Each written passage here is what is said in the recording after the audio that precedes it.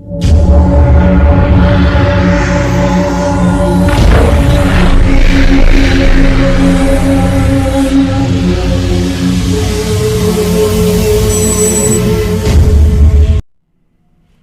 तो बच्चों, पिछली जो वीडियो थी पार्ट नंबर 14, उसमें या उसके पहले वाली वीडियो जो थी उसमें अगर तुम लोग ध्यान दो तो हमने बात कर रहे थे आव्यूह के प्रकार, उनकी विशेषताओं और फिर उस पर आधारित प्रश्न।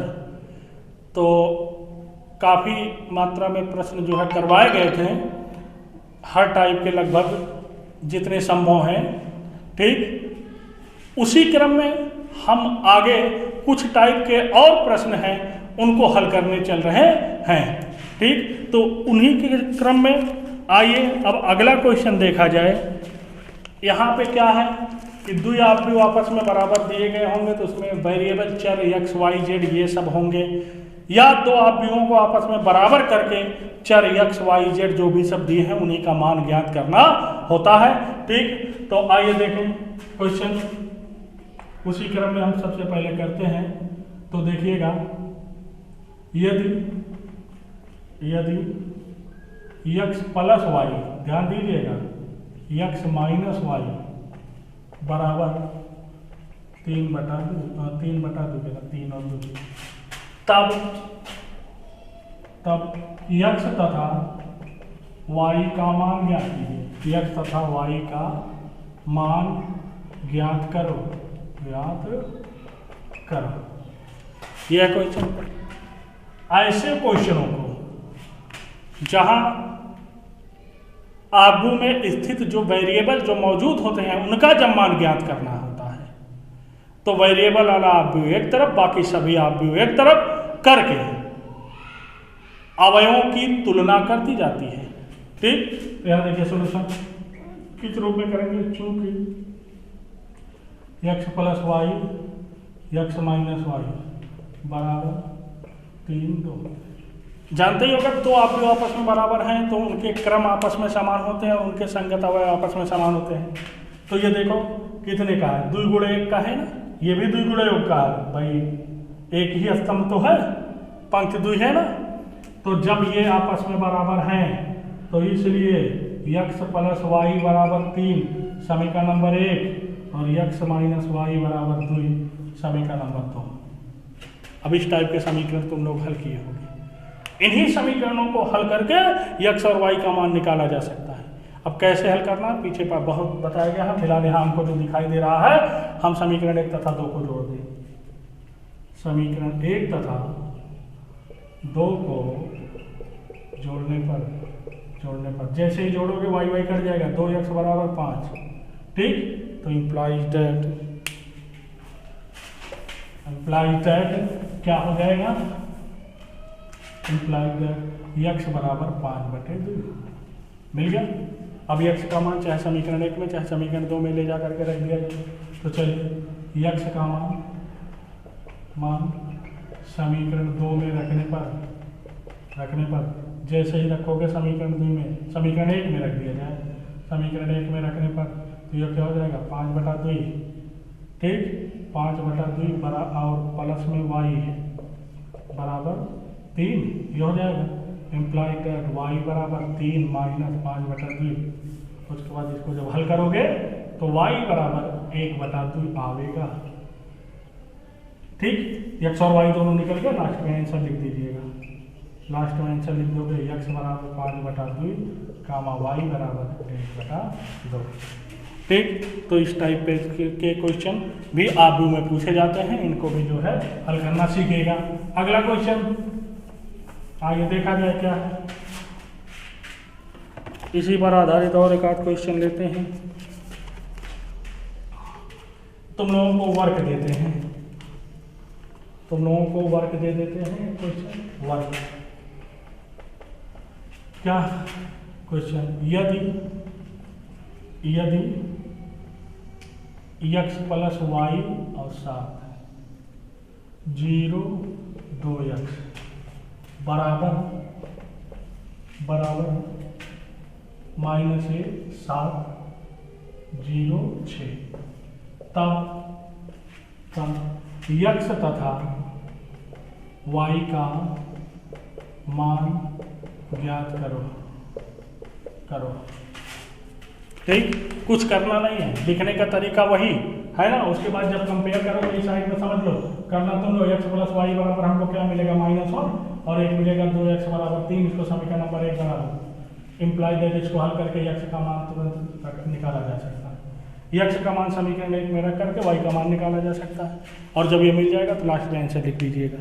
ठीक, आइए इसी पे आधारित कुछ थोड़ा सा और स्टैंडर्ड क्वेश्चन उठाते हैं और इनको भी करने की कोशिश की जाती है कि कैसे किया जाएगा। चलिए देखा जाए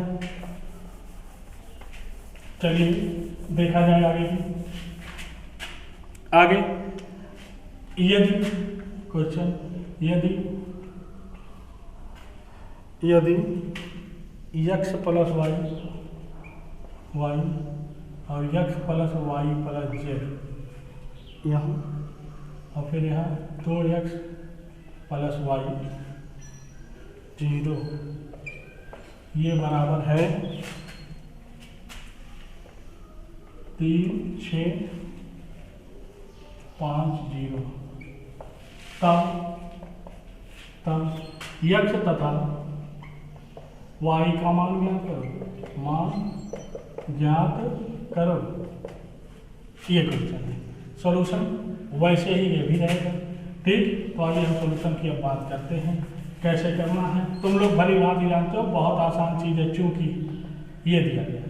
अब अगर ऐसा है तो चलिए x प्लस वाई बराबर 3 समीकरण नंबर 1 और का x plus y plus z बराबर 6 समीकरण नंबर 2 और क्या 2x प्लस वाई बराबर 5। यही तो होगा समीकरण नंबर 3। अब समीकरण 1 और समीकरण 2 को हल करके समीकरण 1 2 3 को हल करके जेड का एक्स वाई जेड का मान निकाला जा सकता है। कैसे देखिए, समीकरण 1 तथा 2 से 1 और 2 से अरे भाई x प्लस वाई की जगह 3 रख सकते हैं ना, तो ये 3 प्लस जेड बराबर 6 हो जाएगा। इम्प्लाई दैट जेड बराबर 3 आ गया। ठीक, अब समीकरण 3 और समीकरण 1 को हल करके x और y का भी मान निकाल सकते हैं। तो तुम लोग इसी के नीचे करिएगा, हम यहाँ करते रहे हैं। ठीक, कैसे समीकरण 2 से समीकरण 1 को घटाने पर तो इसमें से इसको घटाओगे तो x बराबर 2 आ जाएगा। ठीक, अब x का मान समीकरण 1 में रख दो। x का मान समीकरण 1 में रखने पर भेज करके समीकरण 1 में x का मान रखोगे तो 2 उधर जाके घट जाएगा, y बराबर 1 मिल गया सब। लास्ट में आंसर लिख दीजिएगा x बराबर 2 y बराबर 1 का मान z बराबर 3 जो आया है। मामला समझ में आया होगा। ठीक, ऐसे ही एक क्वेश्चन ये भी दिया गया है, इसको आधा अधूरा करके हम छोड़ देंगे जब उस लायक बन जाएगा। ठीक, तो देखिए कैसे क्या है, देखना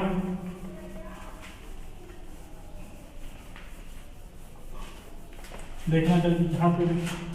क्वेश्चन यदि 2 गुणे x y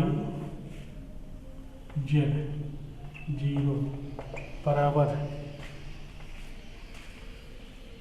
x 6 2 0 फिर प्लस है क्या, हाँ प्लस है 4 x प्लस वाई x 0। ठीक, तब x कामा y तथा z का मान ज्ञात करो। कैसे ज्ञात करोगे ये भी देखना। ज्ञात करने के लिए सबसे पहले इसको 2 आव्यूहों के रूप में बदल लो, एक बराबर के इधर एक बराबर के उधर। इधर बराबर के उधर 2 दिख रहा है ना, तो उसको जो है 1 में कंबाइन कर लो। ठीक, आइए सॉल्यूशन देखिए कैसे करते हैं। ये देखिएगा सॉल्यूशन, चलिए सॉल्यूशन चूंकि ये दिया इम्प्लाइड दैट इसको 2 को 2 का गुणा कर ले इसमें तो 2 का जब गुणा करेंगे 2x 2y 2z 0 और इनको जोड़ लो तो क्या हो जाएगा x + 4 और ये 6 + x + y और ये 2 + x और ये 0 हो गया। अब जब ये हो गया तो जितने भी संभव इक्वेशन मिल सकते हैं, आइए देखें कौन कौन सा समीकरण मिलेगा। 2x = x + 4 मिलेगा, 2x = x + 4 ये मिलेगा। इम्प्लाइड x = 2 मिल जाएगा, मिल गया, यहाँ पे इधर लग जाएगा 4। इम्प्लाइड x = 4 मिल गया। और देखो कहीं से कुछ मिल रहा है, हाँ कैसे, अच्छा तथा पुनः इनको देखो 2y = 6 + x + y ये हो जाएगा। इम्प्लाइड दैट y आके y = 6 + x मिल जाएगा। यहाँ x का मान ला करके रख देगा, तो इसी के आगे यहाँ हम चल रहे हैं, इसमें हल कर दे रहे हैं, ठीक। तो x का मान रखने पर x का मान जैसे ही 4 रखोगे y = 10 आ जाएगा, y = 10 आ जाएगा। z के मान के लिए क्या करना पड़ेगा, पुनः 2z = 2 + x है कि नहीं है ना। अब इसमें भी x का मान रखिए, x का मान रखने पर x का मान जैसे ही रखोगे 2z बराबर ये क्या हो जाएगा 4 6 हो जाएगा। Implied z = 3। उसके बाद लास्ट में आंसर सबका लिख दीजिएगा। बात आई होगी समझ में, ठीक। आगे एक क्वेश्चन और है, जैसे हम पीछे एक क्वेश्चन करवाए थे उसी के जैसा है। वहाँ शून्य आव्यूह था, सबका योगफल जो दिया गया था, यहाँ इकाई आव्यूह है, बस फर्क इतना है, ठीक। तो आइए उसको भी देखा जाए। उसके बाद हम चलेंगे जो सबसे मेन इस चैप्टर का है, आव्यूहों का गुणनफल ज्ञात करना। अगर दो आव्यूहों का गुणनफल ज्ञात करना जिसको नहीं आया, समझ लेना कि वो बोर्ड में कम से कम 10 नंबर उसका नहीं आएगा। उसी पे आधारित क्वेश्चन जो है बोर्ड में जरूर पूछे जाते हैं। आई बात समझ में, तो इसलिए बहुत ध्यान से आव्यूहों का गुणनफल सीखिएगा। एक क्वेश्चन और हल करवाने के बाद हम चलते हैं आव्यूहों के गुणनफल पर, ठीक। अब एक क्वेश्चन और जो करवाने की बात कर रहे थे, क्वेश्चन यदि a = 2 - 3 4 - 1 और b = 3 0 2 - 3 4 - 1, ठीक है। b = 3 0 - 1 2, ठीक। तब आव्यूह c का मान ज्ञात कीजिए। तब आव्यूह c का मान ज्ञात कीजिए, आव्यूह c का मान ज्ञात कीजिए। कब ज्ञात कीजिए, यदि 2a - b + 3c इकाई आव्यूह है,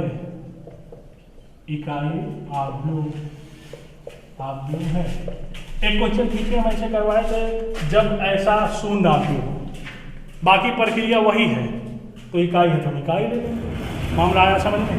आइए सोल्यूशन इसका देखा जाए। सोल्यूशन, चूंकि a = 2 4 - 3 - 1 तथा b = 3 0 - 1 समय का नंबर लिखा। अब देखिए प्रश्नानुसार क्या दिया गया है। प्रश्नानुसार 2a - b + 3c = इकाई आव्यूह आई। अब ये जो इकाई आव्यूह है, जितने की जरूरत पड़ेगी हम ले लेंगे। अब इकाई आव्यूह क्या होता है, कैसे क्या चीजें हैं, सब पीछे बताया गया, ठीक। वो जरूरत के हिसाब से हम जैसा होगा वैसा ले लेंगे। तो आइए देखिए आगे बढ़ते हैं। इम्प्लाइड 2 × a का मान रखना है 2 4 - 3 - 1 b भी हमको मालूम है, तो b मालूम है 3 0 -1 2 प्लस 3c बराबर, अब इकाई आप भी जानते हो, यहाँ 2 × 2 का सब यूज है ना, 2 × 2 का, तो ये भी 2 × 2 का ही ले लोगे। 2 × 2 का इकाई आप ले लोगे 0 1 0 0 1, यही तो मिलेगा। इकाई आप भी वही ले सकते हैं। अब आइए देखें, सबका जोड़ घटाव करके जो है, सबका जोड़ घटाव करके ये क्या मिलेगा, 2 दूनी 4 8 -6। हाँ, तो इसके बाद ए और बी का यहाँ मान रख दिया और इसके बाद यहाँ पे गुणा कर दिया गया। अब आइए पहले सबको जोड़ घटा लिया जाए, इधर वाले को जोड़ घटा लो, देखो क्या हो जाएगा। 4 में से 3 घटेगा 1, -6 -0 तो -6 में रहेगा। 8 + 1 हो जाएगा 9, -2 -4 हो जाएगा, और यहाँ +3c 1 0 0 1 ये हो जाएगा।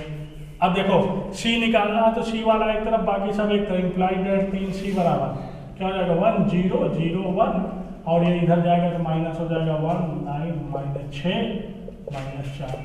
ठीक, अब देखिएगा क्या हो जाएगा, इम्प्लाइड दैट 3c बराबर, इसमें से ये घट जाएगा तो 0 हो जाएगा, एक में से एक घट जाएगा 0 0, ये प्लस हो जाएगा 6 तो 6 हो जाएगा, 0 माइनस ये 9 हो जाएगा। ठीक, और -9 हो जाएगा, और 1 + 5 हो जाएगा। ये यहाँ तक बात समझ में आई होगी, यहाँ तक समझ में, तो c बराबर 1/3, ये 0 6 -9 5, यहाँ तक क्लियर हुआ। उसके बाद जो है क्या करेंगे, ठीक, c निकालना तो 1/3 में चाहो तो उसमें बस गुणा कर दो और कुछ नहीं, c बराबर, तो 1/3 का है 0 गुणा करोगे 0 हो जाएगा, ये -3 हो जाएगा, ये 3 हो जाएगा, ये 5/3 हो जाएगा। अगर सब कुछ कैलकुलेशन वगैरह सब कुछ ठीक है, कहीं कोई गलती नहीं हुई है, तो फिर यही आंसर हो जाएगा। यही क्या हो जाएगा, आंसर हो जाएगा। ठीक, तो आगे, तो अब आगे हम जो बात करेंगे वो 2 आव्यूहों के गुणनफल की बात करेंगे। ठीक, हाँ, तो अभी तक तुम लोगों ने देखा कि कैसे कैसे आव्यूह की जो शुरुआत की चीज़ें थी वो बताई गई थी, उस पर आधारित क्वेश्चन भी करवाए गए। ठीक, ज़्यादा से ज़्यादा कोशिश की गई करवाने की। अब उस टाइप के क्वेश्चन जितने भी तुम लोगों के बुक में मिलेंगे तुम लोग कर डालिएगा। अब हम आगे बात करने चल रहे हैं आव्यूहों का गुणनफल। अभी तक हम संख्या का आव्यूह में गुणा किए हैं, लेकिन 2 आव्यूह का आपस में गुणा नहीं किए हैं। और याद रखिएगा पूरे चैप्टर का ये मेन आधार है, 2 आव्यूहों का गुणनफल कैसे किया जाएगा। ठीक, अच्छा, एक चीज पहले मोटा मोटा समझ लो, अगर एक आव्यूह a है, दूसरा आव्यूह b है, तो a × b और b × a ये दोनों संभव हैं, हो सकते हैं, और दोनों अलग अलग भी हो सकते हैं, संभव होने के साथ अलग अलग भी होंगे। कैसे होंगे अभी दिखाते हैं। कब संभव है गुणा करना, पहली चीज़ ये है, तो कुछ चीज़ें हम नोट करवा रहे हैं, इसको बहुत कायदे से नोट कर लीजिएगा। ठीक, यदि 2 आव्यूह a तथा b हों, तब उनका गुणनफल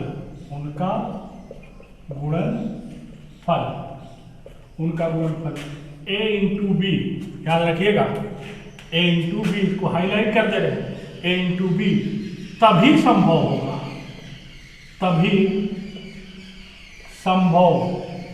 होगा यदि a के स्तंभों की संख्या b के पंक्तियों की संख्या के बराबर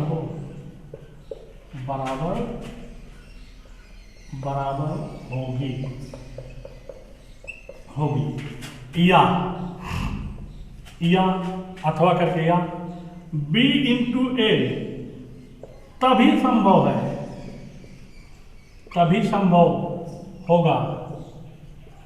होगा यदि b के स्तंभों की संख्या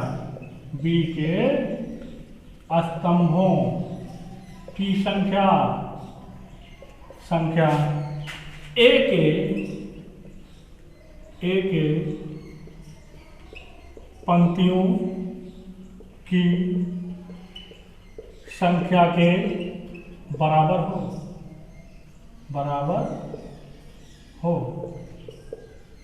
होगी। याद रखिएगा, अगर a इंटू बी निकालना है तो पहले वाले में a में स्तंभों की संख्या b में पंक्तियों की संख्या के बराबर होनी चाहिए। अगर b इंटू ए निकाल रहे हो तो b में स्तंभों की संख्या a में पंक्तियों की संख्या के बराबर होनी चाहिए, तभी जाकर के गुणनफल संभव होगा, वो चाहे a इंटू बी हो चाहे b इंटू ए हो। एक बात और याद रखिएगा, अगर 3 का गुणा करना है तो पहले 2 के गुणनफल करेंगे, फिर जो बचेगा उसे उसी क्रम में, क्योंकि यहाँ क्रम विनिमय नियम का पालन नहीं होता है, अभी बात करेंगे, ठीक। तो उसी क्रम में फिर तीसरे का करेंगे, तब जाकर के तीनों का गुणनफल होगा। तो पहले हम गुणन करना बहुत ध्यान से सीखेंगे, ठीक, बहुत ध्यान दीजिएगा। और अगर गुणा करना आ गया तो समझ लीजिए कि चैप्टर में काफ़ी चीज़ें क्लियर हो गई है ना। बिना इसके आगे के क्वेश्चन जो है, एक आता है आप भी विधि द्वारा समीकरण हल करना, तो आप भी विधि द्वारा समीकरण हल करने के लिए गुणा को जानना अति आवश्यक है, ठीक। आगे जितनी भी चीज़ें हैं उनके लिए आप लोगों का गुणनफल बहुत महत्वपूर्ण होगा, ठीक। रिमार्क करके लिख देते हैं चीज़ें, ये भी जानिएगा कि इसको भी,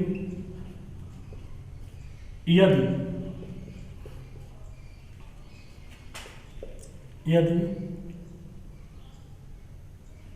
ए कोई यम क्रॉस यन कोटि का आव्यूह हो तथा बी कोई यन क्रॉस पी कोटि का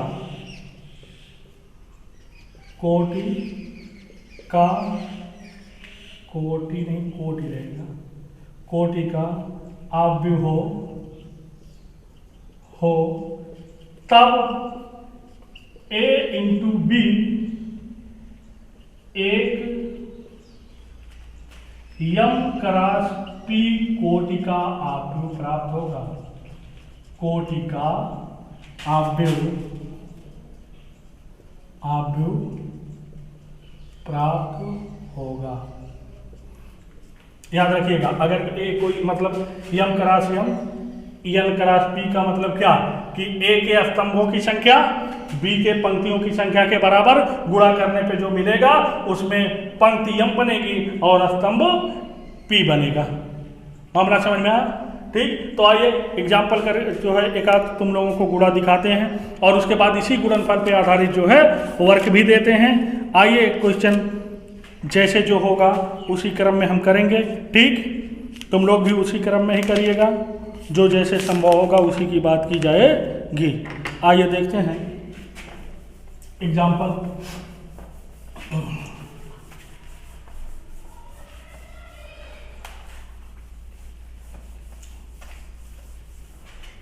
लिखने वगैरह का तरीका सब कुछ बता देंगे, ठीक। तो एक एग्जाम्पल करके हम हर मामला कर दें। यदि ए बराबर 3 2 -1 0 1 2, ठीक। तथा b बराबर 2 -6 -4 0। मिला लें एक बार। यदि a बराबर, यहाँ देखिए 2 3 होना चाहिए, मिस्टेक हुई, 2 3 -1 2 3 -1 0 1 2 तथा b बराबर 2 -6 -4 0, ठीक। तब a इंटू बी तथा b इंटू ए यदि संभव हो तो ज्ञात कीजिए।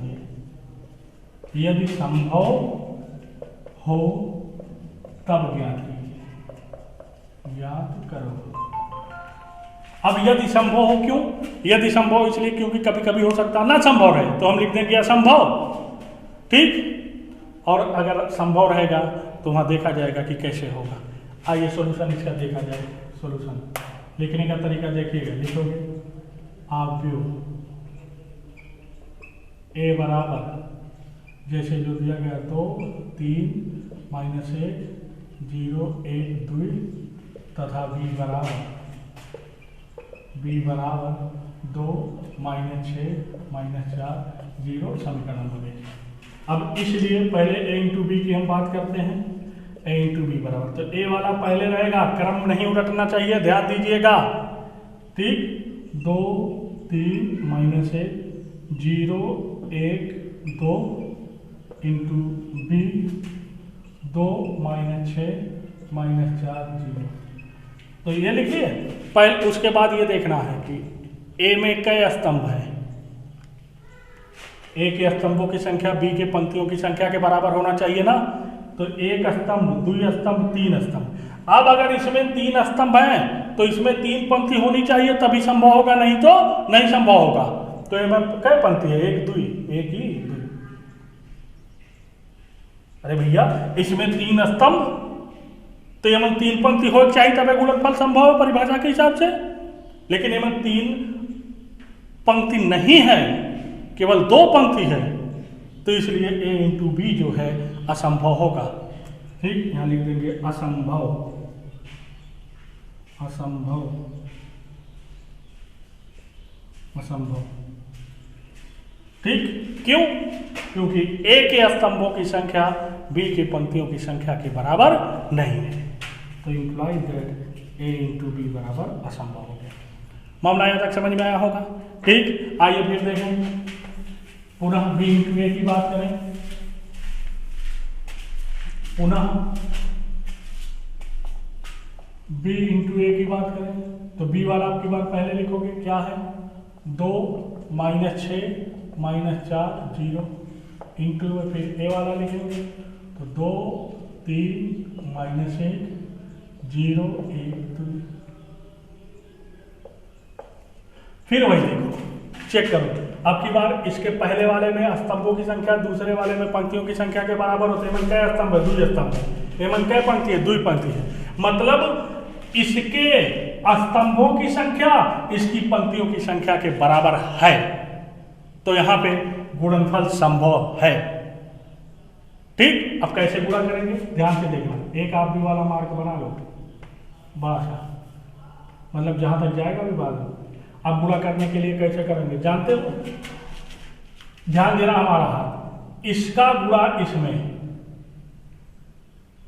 मतलब 2 गुणे 2, फिर प्लस इसका गुणा इसमें, मतलब पहले वाले अवयव में पहली पंक्ति उठाओ, इस स्तंभ में, इस स्तंभ में, इस स्तंभ में गुणा हो जाएगा, जगह छोड़ छोड़ करके। देखिएगा हाथ हमारा इतना गुणे इतना प्लस इतना गुणे इतना, तो ये -6 गुणे 0। इसका काम इसमें हो गया, हाथ हमारा ध्यान दीजिएगा, इसका काम इसमें हो गया।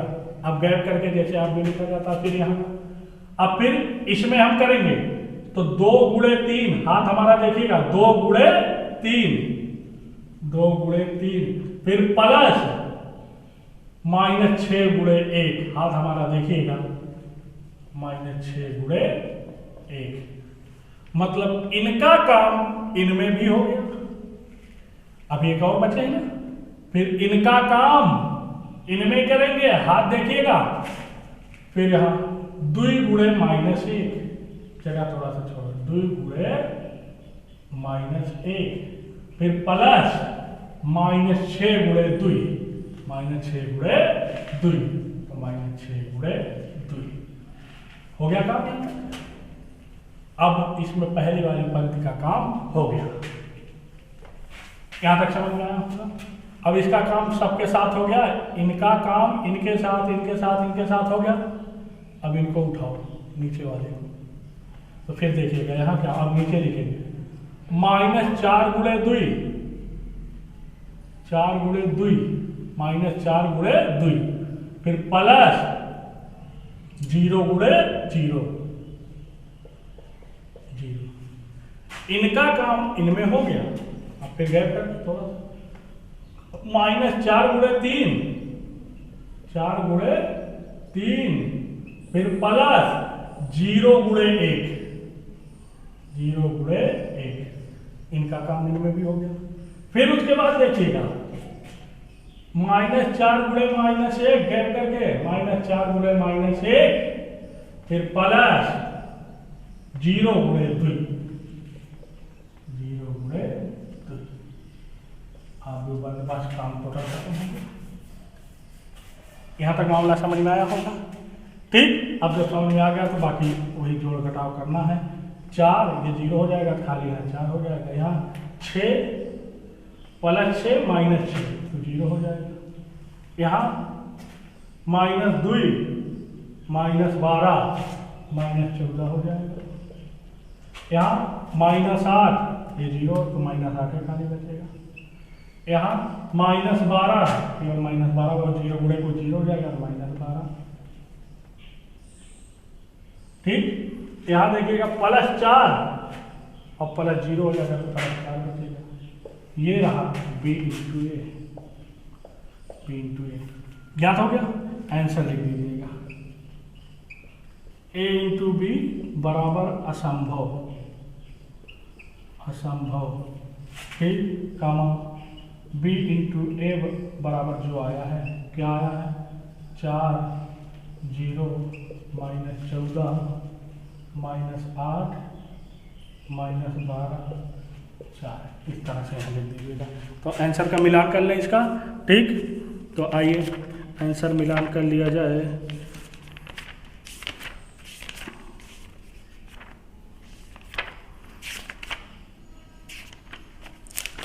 कहाँ गया आंसर? आंसर का मिलान कर लिया जाए। a इंटू बी संभव, b इंटू ए क्या है 4 0 -14 4 0 -14 -8 -12 4। ठीक है, करेक्ट। तो इस तरह से पूरा किया जाएगा। बात समझ में आई होगी, कोशिश करिएगा 2 एक बार समझने की। और उसके बाद अब इसी पे आधारित हम कुछ वर्क दे रहे हैं तुम लोगों को। ठीक, करिएगा, देखिएगा बुक में अगर मिलेगा तो मिलाइएगा, या गुणा करने वाला और भी क्वेश्चन जो बुक में मिलेगा तुम लोग गुणा करके उसकी प्रैक्टिस करोगे। ठीक, तो आइए, तो गुणनफल सीखना बहुत जरूरी है। ठीक, क्वेश्चन यदि a बराबर 1 2 -3 0 1 -2 -1 0 -1 मिला लें 1 2 -3 0 1 -2 -1 0 -1 और b बराबर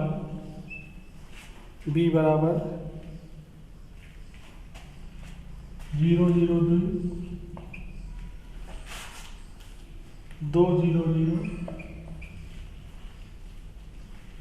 0 2 0। तब a इंटू बी तथा b इंटू ए यदि संभव हो तो ज्ञात करो। एक ये हो गया। ठीक, अब आइए देखें क्वेश्चन। यदि a बराबर 4 0 -3 1 2 0 तथा b बराबर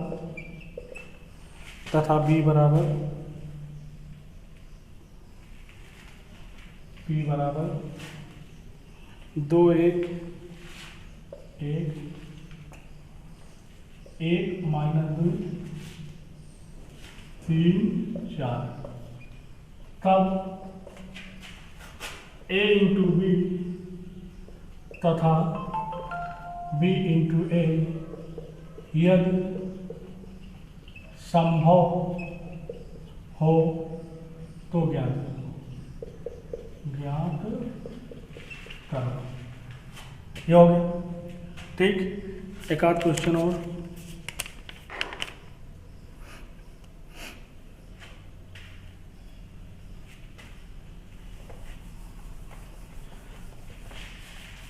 एक आध क्वेश्चन और ऐसे ही लिख दे रहे हैं, तुम लोग समझ जाइएगा। यदि ए बराबर 1 2 3 4 -1 0 तथा b बराबर 2 -3 1 3, ठीक। तब बोल दे रहे हैं, तब a इंटू बी और b इंटू ए यदि संभव हो तो ज्ञात कीजिए। तो ये 3 क्वेश्चन तुम लोगों को वर्क दे रहे हैं, ठीक। नीरज, वर्क दे रहे हैं, ठीक। इसको करिएगा और गुणा करना जरूर सीख लीजिएगा, ठीक। अगली वीडियो में हम फिर एक आध क्वेश्चन गुणा करना तुम लोगों को बताएंगे, ठीक। तो आज के लिए फिलहाल इतना ही। ये जो वर्क दिया जा रहा है इसको करिएगा जरूर, ठीक।